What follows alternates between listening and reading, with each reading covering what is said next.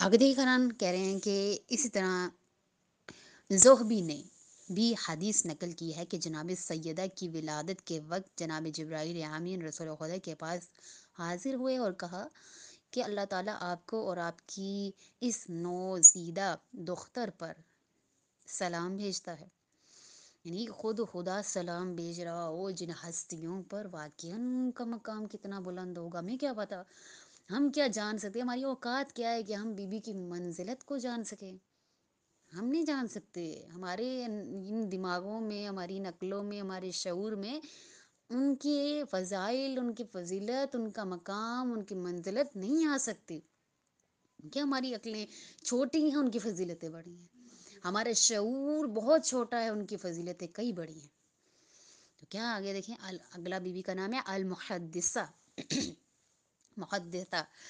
کہہ رہے ہیں کہ سب چیزوں سے قبل ہمیں یہ دیکھنا ہے کہ ملائکہ پیغمبران گرامی کے علاوہ کس سے اور گفتگو کرتے ہیں،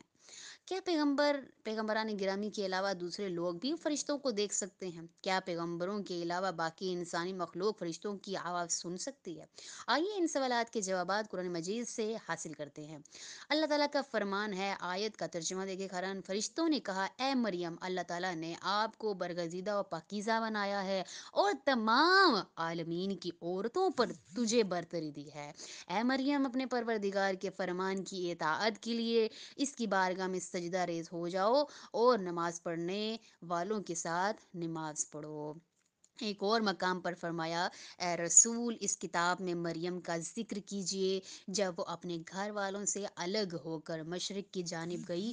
گئی تھی، پس ہم ان کی طرف اپنا فرشتہ بھیجا ہم نے، پس وہ ان کے سامنے مکمل انسان کی شکل میں ظاہر ہوا، اس نے کہا میں نے تو آپ کے پروردگار کا پیغام رساں ہوں، یعنی میں خدا کی طرف سے پیغام دینے والا ہوں تاکہ آپ کو پاکیزہ بیٹا دے سکوں۔